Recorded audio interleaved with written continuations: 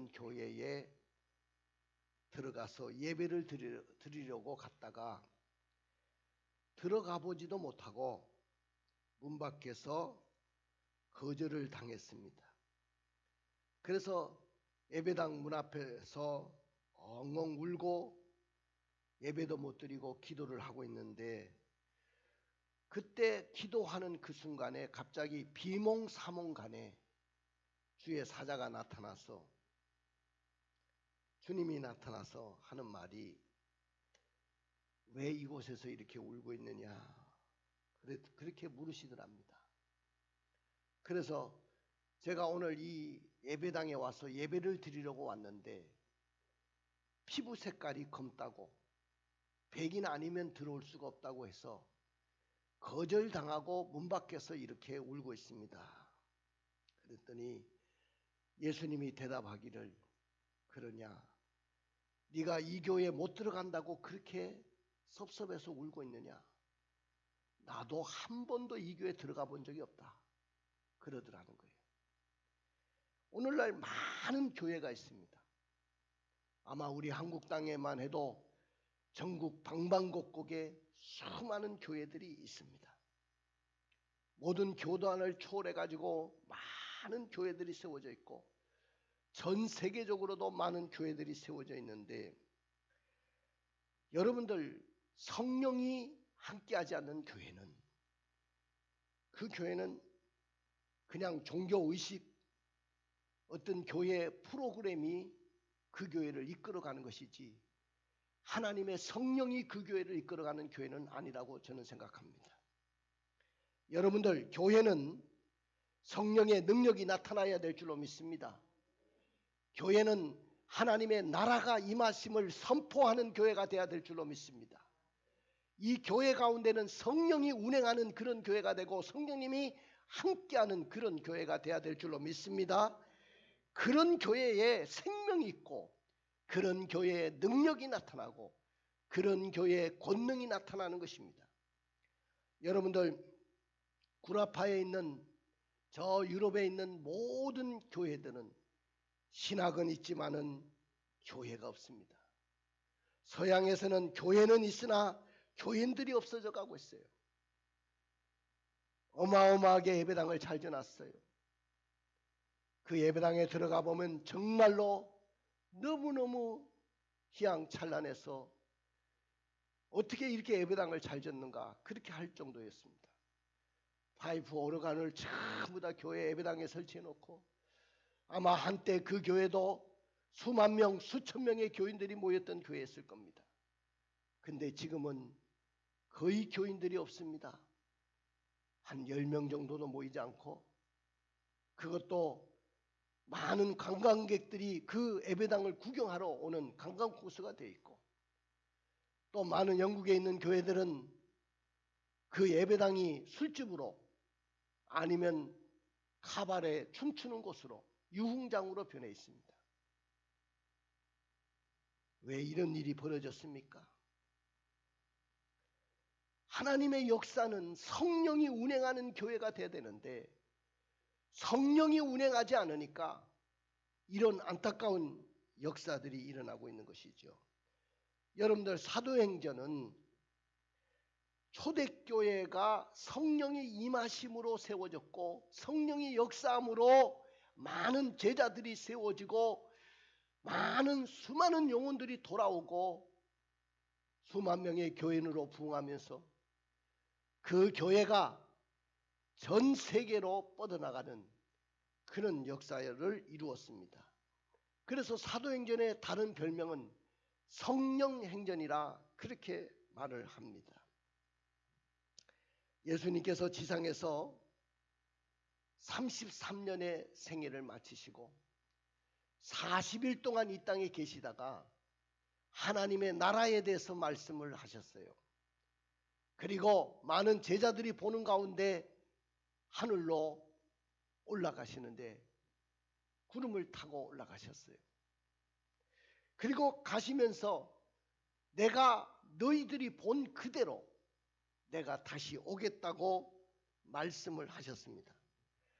그러면서 올라가시면서 부탁한 것이 뭐냐 하면은 마지막 유언과도 같은 말씀이 뭐냐 하면은 야 예배당을 크게 지어라. 예배당을 크게 지어야 된다. 화려하게 지어야 된다. 그러지 않으셨어요. 또 많은 교회 목사님들은 적어도 공부도 많이 해야 된다. 물론 공부도 많이 해야 되겠죠. 그렇게 말씀하지 않으셨어요. 우리 주님이 하늘로 올라가시면서 하시는 말씀이 뭐냐 하면은 이 말씀을 하셨어요. 사도행전 1장 5절입니다. 읽어볼까요? 요한은 물로 세례를 베풀었으나 너희는 몇 날이 못되어 성령으로 세례를 받으리라 하셨느니라. 야 세례 요한은 물로 세례를 베풀었지만은 너희들은 몇 날이 못돼서 성령으로 세례를 받을 것이다. 할렐루야. 그러면서 사도행전 1장 8절에는 이렇게 말씀하셨죠. 자 읽어볼까요? 오직 성령이 너희에게 임하시면 너희가 권능을 받고 예루살렘과 온 유대와 사마리아와 땅끝까지 이르러 내 증인이 되리라 하시니라. 성령이 너희에게 임하시면 너희가 권능을 받을 것이다. 권능이 임하면 예루살렘과 온 유대와 사마리아 땅끝까지 내 증인이 되리라. 할렐루야. 믿으십니까? 그리고 누가복음 24장 49절에는 이렇게 말씀하셨어요. 볼지어다 내가 내 아버지께서 약속하신 것을 너희에게 보내리니 너희는 위로부터 능력으로 입혀질 때까지 이 성에 머물라 하시니라. 내가 내 아버지께서 약속하신 것을 너희에게 보낼 거다. 그 보내겠다는 분이 누구냐? 성령님인데 그 위로부터 하나님의 능력이 너희들에게 입혀질 때까지 너희들은 이 성을, 이 예루살렘 성을 떠나서는 안 된다. 머물러야 된다. 여러분들 우리 예수님이 마지막으로 부활 승천하시면서 당부하시고 약속하신 것이 뭐냐면은 너희들이 성령을 받기까지는 절대로 전도하려고 하지 말고 예루살렘에 머물면서 이 성령의 능력을 받으라고 그렇게 말씀하셨어요. 성령을 받아야 너희들이 예루살렘과 온 유대와 사마리아 땅끝까지 나의 증인이 될 것이다. 오늘 본문에 보면은 예수님께서 오늘 18절에는 이렇게 말씀하셨어요. 읽어볼까요? 내가 너희를 고아와 같이 버려두지 아니하고 너희에게로 오리라. 여기서 주님의 말씀이 확 들어오는 말씀이 뭐냐면은 내가 너희를 고아와 같이 버려두지 않겠다. 고아라는 표현을 썼습니다. 고아, 부모 없는 고아같이 내가 너희를 버려두지 않고 너희에게로 올 것이다. 고아는 어느 시대이든 하나님의 눈에는 늘 불쌍한 존재였습니다. 불쌍한 사람들이 고아지요. 왜냐하면 고아는 이 세상에서 가장 불쌍한 사람들이기 때문에 자신을 위해서 생명을 주신 보호자도 없고요. 인생의 상담을 할 수 있는 상담자도 없고 인생에 힘들고 어려울 때 위로해 줄 수 있는 위로자도 없고 인생의 안내자도 없는 그런 불쌍한 존재가 바로 고아라고 했어요. 근데 고아는 육적인 고아만 있는 게 아니에요. 우리가 생각할 때는 육적인 고아만 있다고 생각하는데 오늘 우리 가운데 예수 믿는 가운데는 고아들이 너무 많아요. 그 고아들을 어떤 고아라고 하냐면 영적인 고아들이 너무 많습니다. 영적인 고아들이 너무 많으면 이 목사님은 뭐냐면은 고아원 원장이에요. 원장. 제발 목사님을 고아원 원장으로 만들지 말기를 원합니다. 여러분들이 고아의 신세를 면해야 돼요. 어떤 사람은 나는 부모님이 다 계시는데요. 물론 부모님이 안 계신다는 이야기 아니에요. 부모님은 육신의 부모는 계시지만은 영적인 부모인 성령님이 함께하지 않는 사람은 그 사람은 고아예요. 고아. 여러분들 그런데 오늘 본문에 이렇게 말씀했어요. 자 16절부터 18절을 읽어볼까요? 내가 아버지께 구하겠으니 그가 또 다른 보혜사를 너희에게 주사 영원토록 너희와 함께 있게 하리니 그는 진리의 영이라. 세상은 능히 그를 받지 못하나니 이는 그를 보지도 못하고 알지도 못함이라. 그러나 너희는 그를 아나니 그는 너희와 함께 거하심이요 또 너희 속에 계시겠음이라. 내가 너희를 고아와 같이 버려두지 아니하고 너희에게로 오리라. 할렐루야. 내가 너희를 고아와 같이 버려두지 않고 너희에게로 오리라. 근데 여기에 온다는 말은 다른 보혜사로 오겠다. 나 예수가 육신에 너희들의 눈에 보이는 예수로 내가 나타났다면, 가는 곳마다 기적을 행하고 능력을 행했던 그 예수였다면 이제는 보이지 않지만은 영으로 내가 너와 함께 하겠다. 그 다른 보혜사, 영으로 함께하는 그 하나님이 누구냐? 바로 성령님이라는 거예요. 할렐루야. 그래서 내가 너희를 결코 고아와 같이 버려두지 않겠다는 것입니다. 왜 예수님은 우리에게 너희를 고아와 같이 버려두지 않겠다고 말씀하셨을까요? 오늘을 살아가는 그리스도인 여러분들, 오늘 여러분들 가운데도 육신적으로는 고아가 아닐지 몰라도 영적으로는 고아로 살아가는 사람들이 많습니다. 그러면 영적인 고아의 신세에서 해방받으려면 어떻게 해야 될까요? 그래서 오늘 저의 설교 제목은 한번 따라해 봅시다. 나는 성령님을 믿습니다. 나는 성령님을 믿습니다라고 날마다 아까도 신앙 고백 속에서 사도신경으로 신앙 고백하면서 이야기를 합니고 고백을 했어요. 그런데도 성령을 믿지 못하는 사람들이 많아요. 성령을 환영하고 인정하지 않는 교회들이 많습니다. 나는 여러분들이 성령과 함께 살아내고 성령과 동행하고 성령님과 함께 숨쉬고 성령의 능력을 공급받아서 살아가는 여러분들이 되기를 주님의 이름으로 축원을 드립니다. 그러나 고아들은 스스로가 해방받을 수가 없어요. 자신이 고아지만은 스스로 고아로서 해방받을 수가 없어요. 왜 그러냐 하면은 부모가 없기 때문에 그렇습니다. 부모가 없는데 어떻게 스스로 고아로부터 해방받을 수 있겠어요? 여러분들 영적 세계에도 하나님과의 관계를 맺지 못하고 살아가는 사람들은 다 영적인 고아예요. 부모 없는 영적인 고아들입니다. 성경에 보면은 보혜사 성령님을 받지 못하고 성령님과 함께 살지 못하는 사람은 다 영적인 고아라고 했어요.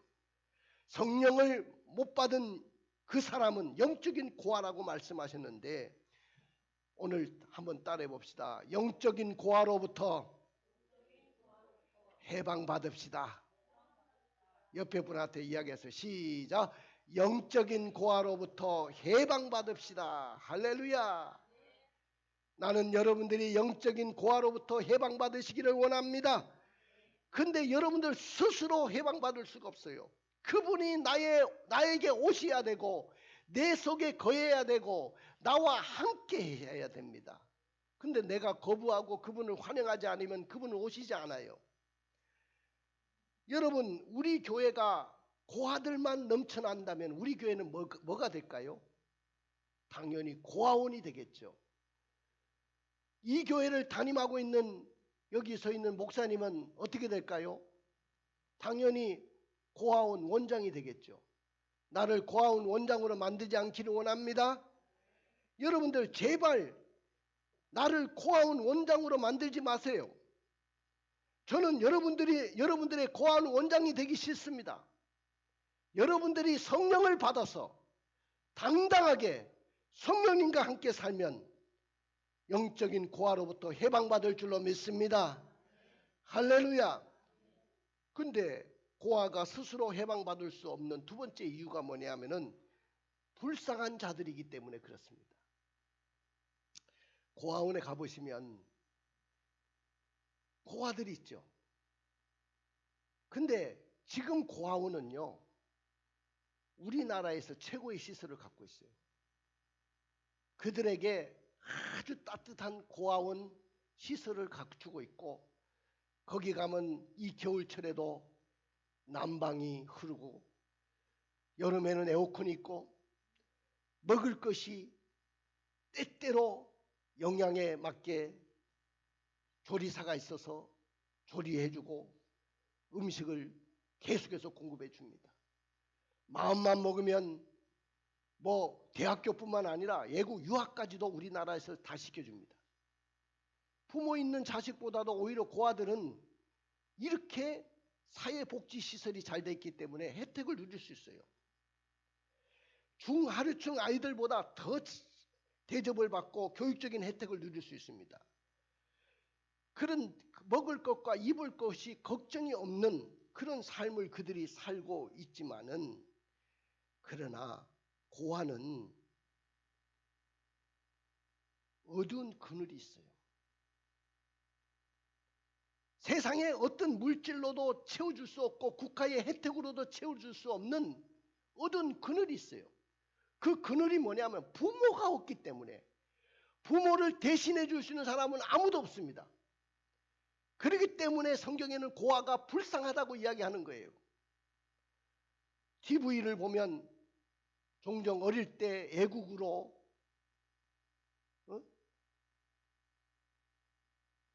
입양이 돼가지고 저 미국으로, 저 구라파로 입양을 갔는데 거기에 자기 피부 색깔하고 전혀 다른 백인 부모들을 만나서 잘 사는 집에 가서 혜택을 누리고 거기서 공부도 다 하고 다 성공했는데도 불구하고 이 한국 땅까지 찾아와가지고 부모를 찾겠다는 거예요. 제발 나의 부모가 계시면 나를 좀 만나 주십시오. 내가 한 번만 만나보고 죽겠습니다. 이 한국 땅까지 부모를 찾아서 옵니다. 그 부모를 수소문 속에 찾으면 눈물을 쏟아내면서 그 환호의 기쁨을 누립니다. 여러분들, 이분들이 왜 그렇게 선진국에서 자라고 선진국에서 혜택을 누리고 공부도 잘하고 양부모, 좋은 양부모를 만나가지고 그렇게 성장을 잘했는데도 왜 부모를 찾는 것입니까? 그 마음속에 부모를 대신할 수 없는 그 무언가 있기 때문에 어두운 그늘이 항상 있는 거예요. 과연 나를 낳아주신 내 부모는 과연 누굴까? 왜 그 부모는 나를 버렸을까? 이런 마음이 항상 있는 거예요.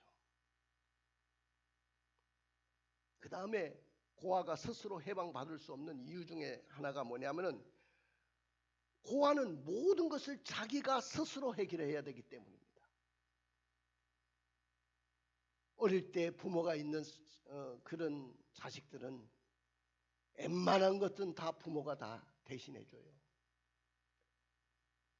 나는 4살 먹어서 우리 아버지가 일본 진영으로 끌려갔다가 병을 얻어서 오셔가지고 제가 4살 먹어서 돌아가셨어요. 저는 아버지 얼굴을 몰라요. 아버님의 얼굴을 모르고 자랐어요. 왜 그때는 사진도 하나 남겨놓지 않았는지 모르겠습니다. 우리 둘째 형님이 아버지하고 너무 굉장히 잘생긴 분인데, 우리 자식들 중에는 둘째가 아버지와 똑같으니까 아버지 보고 싶으면 둘째 형님을 봐라 그러더라고, 우리 어머니가. 저는 어머니가 계셨지만은 그래도 가정에는 아버지가 있어야 되는데, 아버지와 의논할 수 있는 것들이 있어야 되는데 그것이 없다 보니까 늘 그것이 마음의 그늘이었어요. 여러분들, 그런데 우리 아들은 보니까 웬만한 거는 아버지에게 의논하면 아버지가 다 해결해 줬어요. 나는 힘들고 어려울 때 비빌 때는 아버지밖에 없어요. 내가 힘들고 어려울 때는 아버지의 가슴밖에 없어요. 그러면서 내게 와서 울고 해결받을 때가 많았습니다. 근데 나는 그런 아버지가 없었어요. 홀어머니 밑에서 자랐어요. 우리 어머니가 그 역할을 다 해줬어요. 내가 힘들고 어려우면 엄마가 있지 않냐? 아빠가 없어도, 아버지가 없어도 너에게는 엄마가 있지 않냐? 그래서 저는 얻은 그늘이 별로 없어요. 우리 어머니가 그 역할을 해줬기 때문에. 그래도 감사하잖아요. 아버지가 없지만 엄마가 계셨기 때문에 어머니가 엄하시면서 저한테는 너무 사랑스러운 어머니였어요. 내 인생의 모든 것을 다 가르쳐 주신 분이 우리 어머니였어요. 마지막 돌아가실 때까지 나를 위해서 기도하셨던 어머니였어요. 그런 어머니가 계셨기 때문에 저는 이만큼 잘할 수 있었던 거예요. 그런데 고아들은요, 스스로 해결해야 됩니다. 모든 것이. 부모가 없기 때문에 힘들어도 자기 스스로 해결해야 되고, 인생의 폭풍을 만나도 자기 스스로 해결되고, 비바람을 만나도 자기 스스로 해결해야 되는 겁니다. 살아가는 우리 젊은 청년 여러분들에게 당부하고 싶은 것이 있어요. 여러분들이 이 세상에 태어난 것 여러분들 스스로 태어난 거 아니에요. 부모가 계셨단 거죠. 지금 부모님이 계시다고 한다면 너무너무 감사하세요.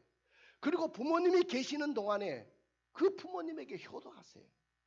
부모 없는 자식은 불쌍한 겁니다. 왜? 스스로 다 해결해야 되기 때문에. 마찬가지로 영적인 고아, 성령을 받지 못하고 성령과 함께 살아가지 못하는 사람들도 이렇게 불쌍한 사람들이에요. 여러분들 예수 믿으면서 불쌍하게 예수 믿지 않기를 주님의 이름으로 축원을 드립니다.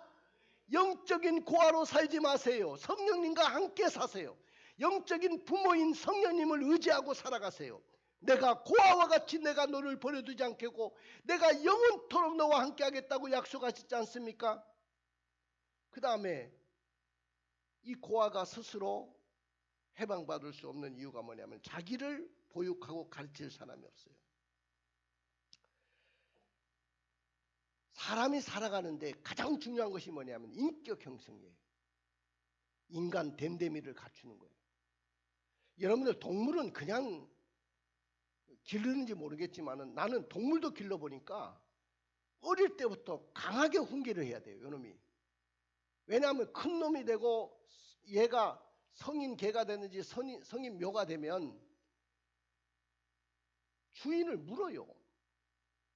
어릴 때 제대로 인격 형성을 갖추지 못한 이 동물도 자기를 길러주고 먹을 것을 공급해주고 아플 때 치료해줬던 그 주인을 물더라고요. 부모 같은 부모를 물어요. 왜 그러냐? 어릴 때 바로 가르쳐주지 못해서 그런 거야.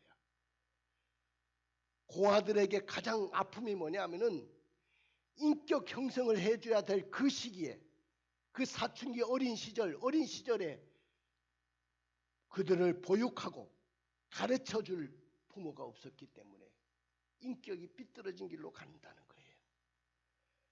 여러분들 소년원에 수감되어 있는 아이들 18세 이하의 아이들을 통계 자료가 나와 있는데 거기에 범죄율 다 그런 것은 아니겠지만 범죄율이 말하잖아요.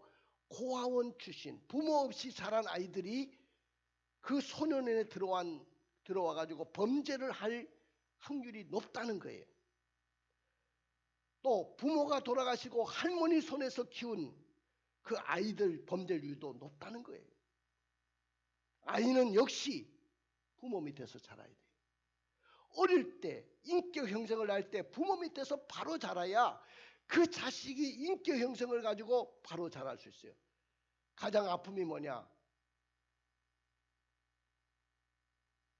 부모 없이 자란 아이들의 문제입니다. 특별히 요새 보면 부모들이 사고로도 돌아가시고 질병으로도 돌아가셔가지고 고아가 된 사람들이 있는데 제일 힘든 아이들이 뭐냐면은 큰엄마, 큰아버지, 작은엄마, 작은아버지 밑에서 자란 아이들이에요. 왜 그러냐? 눈칫밥을 먹어요. 큰 집에서 자라고 작은 집에 애들 갖다 그것도 좀 키워달라고 하면 눈칫밥을 먹어요. 그래서 인격 형성을 제대로 할 수가 없는 거야. 그래도 할머니가 키운 아이들은 그 할머니가 어머니 아빠의 역할을 다 합니다. 그래서 인격이 잘 성장할 수 있어요. 할머니가 그 손자를 볼 때 얼마나 애지중지 키우겠어요. 할머니 손에서 자란 우리 집에도 두 딸이 있는데 할머니 손에서 자란 아이가 있어요. 아버지가 이혼을 했거든요. 우리 둘째 형님이. 원하지 않는 이혼을 했어요. 형수가 집을 나갔어요. 그래서 혼자가 됐는데 어린 피덩이 같은 아이들을 둘을 할머니가 키웠어요. 근데 이 할머니가 얼마나 잘 키웠는지. 얘들을 예배당 안에서 키웠어요. 얘들을 눈물로 그 얼굴에 눈물을 떨어뜨리면서 기도하면서 키웠어요. 온갖 정성을 다해서 키웠어요. 그래서 엄마와 같은 할머니래요. 이런 애들은 괜찮아요. 그래도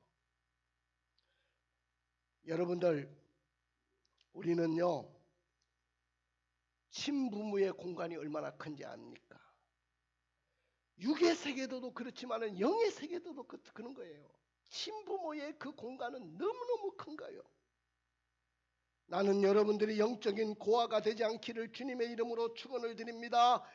성령을 받지 않고 성령을 모시지 않고 성령님과 함께 살지 않는 사람들은 다 영적인 고아가 돼가지고 세상 사람으로부터 조롱거리, 비방거리, 조롱거리가 되는 거예요. 이 사람들의 이야기를 한번 들어보세요. 나는 원래부터 혼자였고요. 원래부터 문제가 있었고요. 누구와 의논할 상대도 없었습니다. 혼자 고민하고 혼자 울면서 밤을 지새우면서 잠을 잘 때가 한두 번이 아니었습니다. 부모가 없었기 때문에 내가 이런 세월을 살아왔습니다. 이 가련하고 불쌍한 자신의 환경을 탓하면서 그들은 살아가고 있었습니다. 자, 그럼에도 불구하고 따라해 봅시다. 나는 성령님을 믿습니다. 이렇게 신앙 고백하기를 주님의 이름으로 축원을 드립니다. 하나님은 우리 그리스도인들이 나는 성령님을 믿습니다 하고 그 성령님을 환영하고 인정하고 그분을 모셔드리고 그분과 함께 살아내기를 원하십니다. 우리 성령님은 오늘 본문에 보니까 보혜사라고 했어요. 보혜사.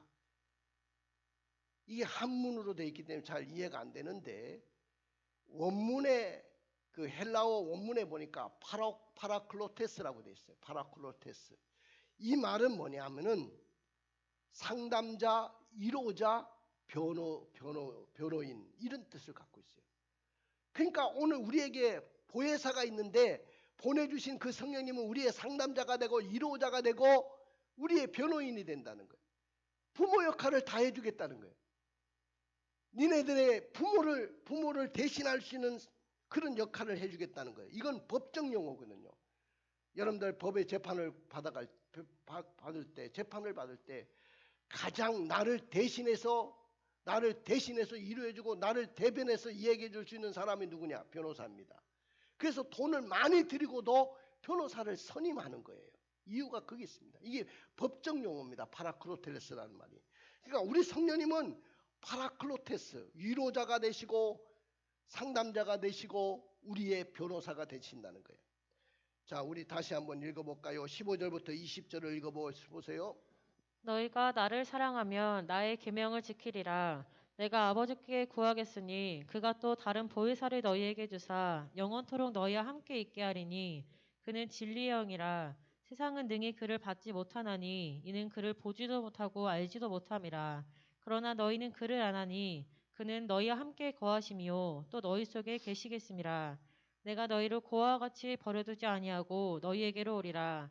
조금 있으면 세상은 다시 나를 보지 못할 것이로되 너희는 나를 보리니 이는 내가 살아있고 너희도 살아있겠음이라. 그날에는 내가 아버지 안에 너희가 내 안에 내가 너희 안에 있는 것을 너희가 알리라. 할렐루야. 자, 오늘 보혜사라는 말을 풀이해서 설명할게요. 첫째, 보입니다. 보는 그 내가 주보에도 실어놨지만은 우리의 보호자가 되어주신다. 성령님은 우리의 보호자신 줄로 믿습니다. 성령님은 우리를 보호합니다. 누구로부터 보호하냐? 마귀로부터 보호합니다. 성령님은 마귀로부터 어떤 어려운 환경으로부터 비바람이 몰아칠 때, 눈보라가 몰아칠 때, 폭풍우가 밀려올 때 그것을 막아주시고 나를 보호해주시고 나의 피난처가 되시는 분이 우리 성령님인 줄로 믿습니다. 자, 답답할 때 여러분들 마음에 답답함이 있지 않아요?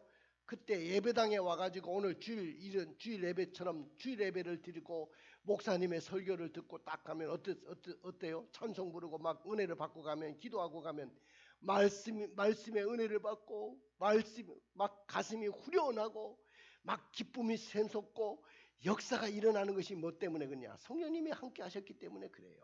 할렐루야. 두 번째는 해입니다. 해. 해는 은혜 해자예요. 은혜를 베풀어 주시는 분이에요. 우리는 이 세상 살아가면서 당연하다고 생각했던 것들이 많잖아요. 코로나로 인해 가지고 우리가 생각해 본 것이 뭐냐면은 되돌아보니까 나는 당연하다고 생각했던 것이 당연한 것이 아니었다는 거예요. 내가 오늘 눈을 뜨고 오늘 살아가는 이 세월이, 또 내가 어린아이 시절부터 지금까지 살아가는 모든 세월이, 또 엄마 아빠가 계셨던 그것이 당연한 것이라고 생각했는데 당연한 것이 아니었다는 거예요. 이게 은혜라는 거죠. 오늘 우리 성령님은 우리에게 은혜를 베푸시는 분이에요. 할렐루야. 이 은혜를 받아가시기를 원합니다. 할렐루야. 성령님이 하시는 일은 다 은혜요. 값으로 계산할 수가 없는 거예요. 은혜는 값으로 계산할 수가 없어. 그러므로 보혜사 성령님의 은혜를 우리가 거부할 수가 없어요. 항거할 수가 없어요. 그분을 모셔드리고 그분이 나에게 충만히 임하시고, 주여 성령님이여 내게 임하셔서 나를 다스려 주시옵소서, 다스려 주시옵소서 하고 그분을 인정하고 환영할 때 그분은 내게 오시고 나의 영적인 부모가 되셔서 나를 통치하고 다스리는 줄로 믿습니다. 그 다음에 이 사입니다. 사. 보혜사 할 때 사인데, 사는 스승사자예요. 가르쳐 주시는 분이야. 어떤 선생님을 만나도, 저도 지금까지 대학원을 졸업할 때까지, 내가 석사가 될 때까지 나를 가르쳐준 선생님이 얼마나 많았겠어요. 근데 어떨 때는 답답할 때가 있어. 그런데 진짜 스승을 만났더니, 진짜 스승님이신 선생님이신 우리 성령님을 만났더니 그 성령님의 지도를 받고 가르침을 받으니까 너무 확실하고 너무 분명하고 답답한 것이 다 없어졌어요. 할렐루야. 보혜사가 가르치면 눈이 열릴 줄로 믿습니다. 보혜사가 여러분들을 가르치면 귀가 열릴 줄로 믿습니다. 보혜사가 여러분들을 가르치면 지혜가 생길 줄로 믿습니다. 보혜사가 여러분들을 가르치면 여러분들이 능력자가 됩니다. 그러므로 성령 충만하면 사람에게 무엇을 물어볼 필요가 없어요. 선생님, 다른 선생님들에게 대치품으로 물어볼 필요가 없어요. 그분이 다 가르쳐 주니까요. 사람을 보며 세상을 볼 때 만족함이 없었네. 나의 하나님 그분을 볼 때 나는 만족하였네.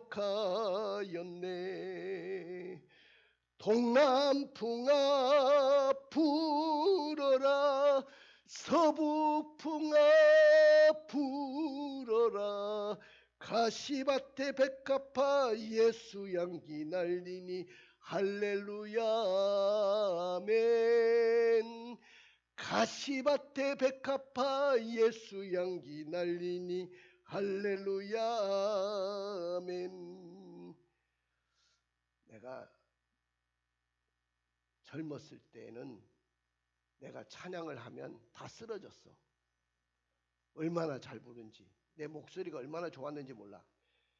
근데 이게 60이 넘어가니까 목소리도 이렇게 자꾸 바뀌는 거야.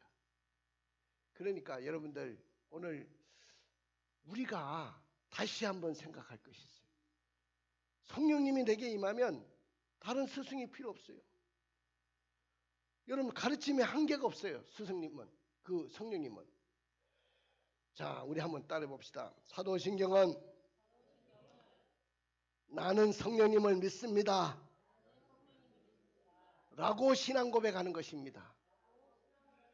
그렇습니다. 사도신경은 성령님을 부모가 없고 불쌍하고 모든 것을 혼자 해결해야 되고 자기를 보육하고 가르칠 그런 부모가 없을지라도 나는 성령님을 믿습니다라고 신앙 고백하는 것입니다. 우리의 보호자가 되어 주시기 때문에 나는 성령님을 믿습니다라고 고백하는 것입니다. 성령님이 나에게 은혜를 주시기 때문에 나는 성령님을 믿습니다라고 신앙 고백하는 것입니다. 성령님이 우리를 가르쳐 주시기 때문에 나는 성령님을 믿습니다라고 신앙 고백하는 것입니다. 그러나 만일 사도신경의 신앙 고백처럼 나는 성령님을 믿습니다라고 고백하지 않는다면 여러분들은 영적인 고아로서 부모가 없이 불쌍하고 모든 것을 혼자 해결해야 되고 자기를 보육하고 가르칠 그런 부모가 없을 것입니다. 그러므로 끊임없이 우리는 고통의 삶을 살 수밖에 없을 거예요. 그러니까 오늘부터 영적인 고아로 살지 말고 사도신경처럼 나는 성령님을 믿습니다라고 신앙 고백하며 살아내기를 원합니다. 나는 성령님을 믿습니다라고 신앙 고백하는 자에게 주시는 축복이 뭐냐? 중생할 수 있고 영혼이 다시 살아납니다. 거기 한번 읽어볼까요? 요한복음 3장 5절부터 7절입니다.